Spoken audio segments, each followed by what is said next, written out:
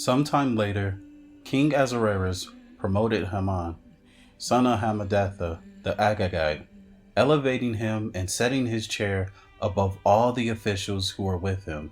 All the king's servants who were at the king's gate bowed down and paid honor to Haman, for the king had commanded it.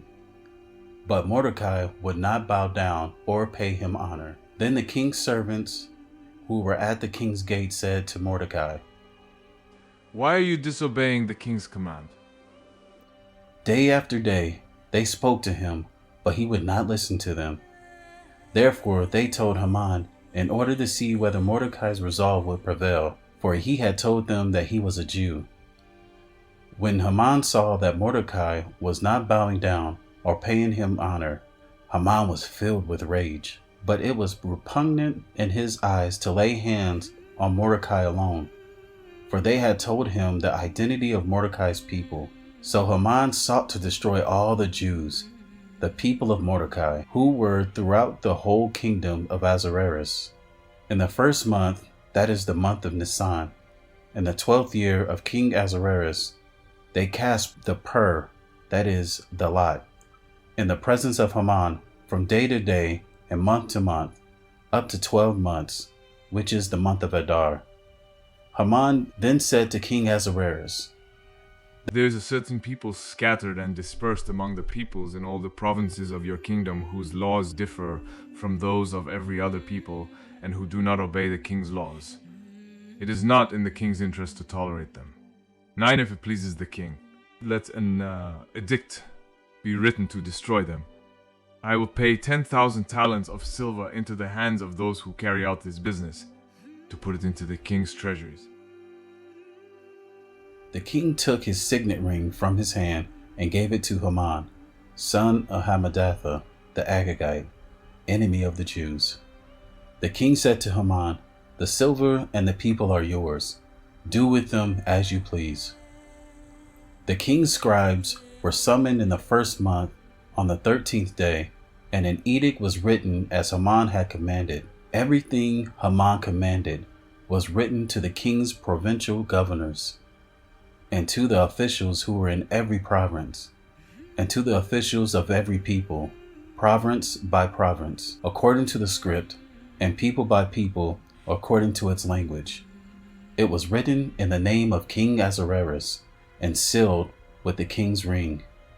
Dispatches were sent by couriers into all the king's provinces, stating to destroy, slay, and annihilate all the Jews, from the youth to the elderly, both little children and women, on a single day, the 13th day of the 12th month, the month of Adar, and to plunder their possessions.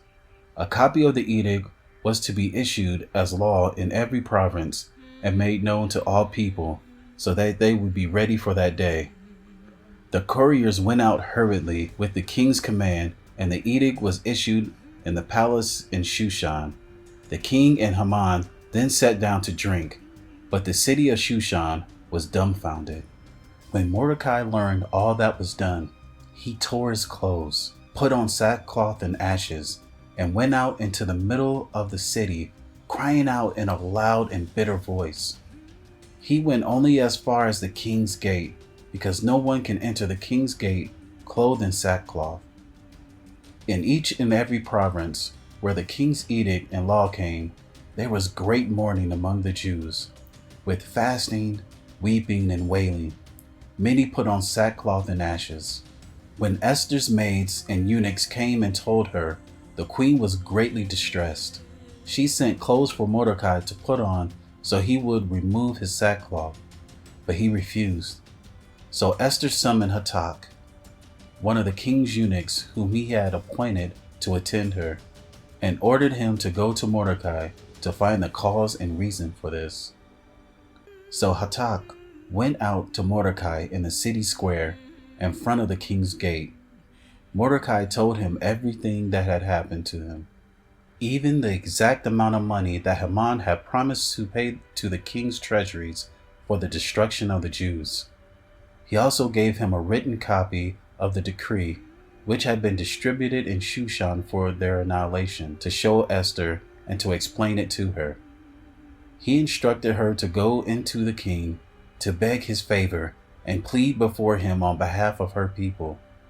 Hatak went back and reported to Esther what Mordecai had said. Then Esther spoke to Hatak and gave him instructions for Mordecai. All the king's servants and the people of the king's provinces fully understand that for anyone, man or woman, who approaches the king in the inner courtyard without being summoned, he has one law, that he be put to death, unless the king extends his golden scepter permitting him to live. But I have not been summoned to come to the king for 30 days.